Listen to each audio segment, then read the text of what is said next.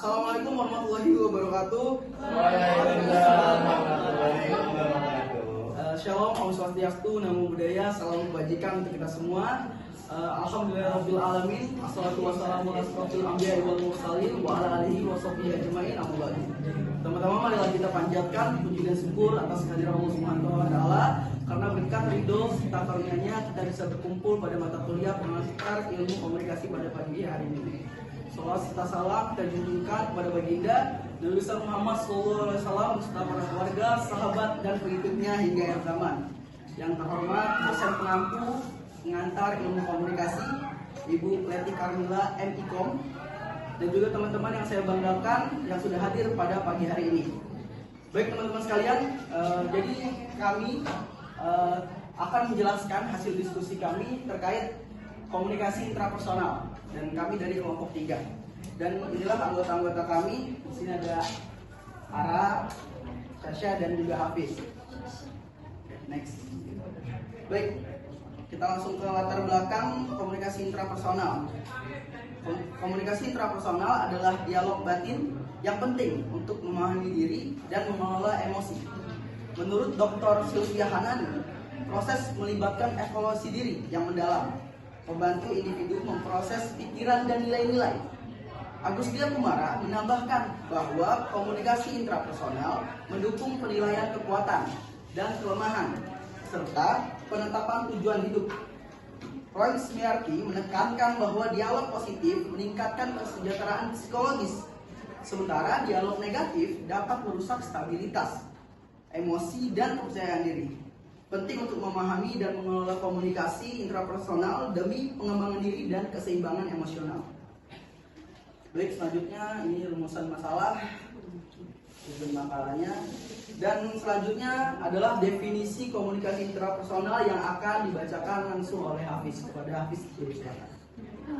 Komunikasi intrapersonal adalah proses internal yang mencakup pemikiran, perasaan, dan refleksi diri yang membantu individu mengenali emosi, mengevaluasi pilihan, dan menentukan arah hidup.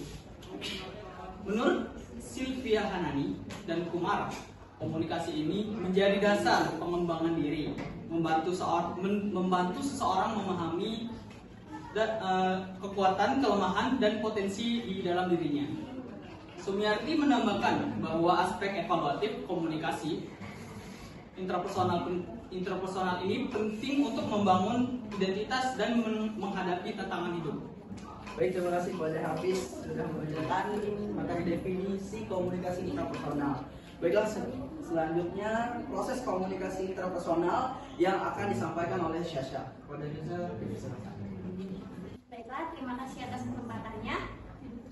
Proses komunikasi intrapersonal itu ada 3. Yang pertama adalah self-talk, yaitu percakapan internal yang bisa bersifat motivatif atau positif yang membatasi negatif. Self-talk positif meningkatkan motivasi dan percaya diri, sedangkan self-talk negatif dapat menurunkan keyakinan diri. Yang kedua adalah self-concept, yang merupakan persepsi atau gambaran diri yang terbentuk dari pengalaman dan nilai-nilai. Konsep diri yang kuat mendukung komunikasi intrapersonal yang sehat, sedangkan konsep diri yang rendah membuat individu rentan terhadap pikiran negatif. Yang ketiga adalah visualisasi, merupakan teknik mental untuk membayangkan hasil positif dalam menghadapi situasi sulit. Visualisasi membantu mengelola emosi dan meningkatkan kemampuan mengatasi tekanan. Baik, terima kasih Sasha yang sudah menjelaskan proses komunikasi intrapersonal. Baiklah, selanjutnya adalah materi faktor yang mempengaruhi komunikasi intrapersonal yang akan disampaikan oleh Ara. Kepada Ara, dipersilakan. Faktor-faktor yang mempengaruhi komunikasi intrapersonal. Pengalaman hidup, pengalaman positif membentuk komunikasi intrapersonal yang konstruktif, sedangkan pengalaman negatif cenderung memicu self-talk yang menghambat lingkungan sosial. Lingkungan mendukung membangun self-talk positif, sementara lingkungan penuh kritik dapat mendorong self-talk negatif. Budaya dan nilai-nilai. Budaya kolektivis menekankan harmoni, sedangkan budaya individualis mengutamakan keberanian, yang keduanya mempengaruhi cara seseorang berkomunikasi dengan dirinya sendiri. Baik, terima kasih Ara atas penjelasannya. Baiklah, selanjutnya adalah materi dampak komunikasi intrapersonal terhadap pengembangan diri dan kesehatan mental. Berita yang pertama adalah pengambilan keputusan yang bijaksana atau self-talk positif mendorong individu mempertimbangkan pilihan secara objektif dan membuat keputusan yang seimbang dan bertanggung jawab. Ini dari Hanani. Dan yang kedua adalah kesehatan mental yang lebih baik. Komunikasi intrapersonal yang sehat mengurangi stres dan juga kecemasan serta memperkuat stabilitas emosi dan ketahanan mental. Dan ini berasal dari kutipan Sumiati. Dan yang ketiga adalah peningkatan kepercayaan diri. Self-talk positif menumbuhkan keberanian untuk mencoba hal baru, meningkatkan kepercayaan diri dan mendukung pencapaian tujuan hidup. Ini kutipan dari Kumaran. Yang keempat adalah pengembangan diri yang optimal.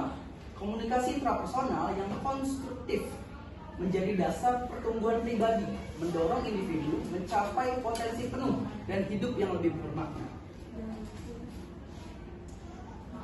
Baik, untuk kesimpulan nanti, dan jikalau ada yang ingin ditanyakan, saya persilahkan. Nanti akan saya hitung 1 sampai 3. Hitungan 1, 2, 3. Silakan untuk Julia. Komunikasi intrapersonal ini tuh termasuk ke model komunikasi yang mana, lalu mengapa dia masuk ke model komunikasi ini? Oke, baiklah. Perkenalkan, nama saya Vivi Renata. Dari kelompok 11, saya ingin bertanya kepada kelompok 3. Tentunya dalam komunikasi interpersonal mempunyai dampaknya. Apakah komunikasi intrapersonal itu memiliki dampak negatif? Nah, jika ada, apakah bisa kalian menjelaskan apa dari dampak negatif? Terima kasih. Perkenalkan, nama saya Siti Fatima. Saya ingin bertanya, bagaimana komunikasi intrapersonal ini dapat berkontribusi terhadap pengembangan diri dan kesehatan mental? Terima kasih. Terima kasih Siti. Teman kami akan menjawab dulu pertanyaan dari Vivi yang akan dijawab langsung oleh Ara. Kepada Ara. Saya akan menjawab pertanyaan dari Vivi Renata, yaitu tentu komunikasi intrapersonal bisa berdampak negatif jika bersifat destruktif, seperti 1. Self-talk negatif, menurunkan rasa percaya diri dan harga diri. 2. Stres dan kecemasan, memicu stres dan overthinking. 3. Menghambat keputusan, membuat sulit mengambil keputusan dengan cepat. 4. Depresi, dialog internal negatif bisa memacu depresi. 5. Mengurangi interaksi sosial, menyebabkan isolasi dan mengurangi kemampuan bersosialisasi. Pikiran negatif yang terus-menerus bisa berdampak buruk pada kesejahteraan psikologis. Terima kasih. Baik, terima kasih atas jawabannya Ara. Baik, langsung aja ke pertanyaan kedua yang akan dijawab oleh Syasha, yang ditanyakan oleh Julia. Pada Syasha, silakan. Baiklah, saya akan menjawab pertanyaan dari Julia. Komunikasi intrapersonal termasuk ke dalam model komunikasi linear. Dan alasan mengapa komunikasi intrapersonal termasuk dalam komunikasi linear yaitu 1. Proses komunikasi bersifat satu arah. 2. Tidak ada umpan balik dari orang lain. 3. Tidak adanya noise atau gangguan dari luar. Yang terakhir, tidak ada menggambarkan pemikiran atau refleksi pribadi.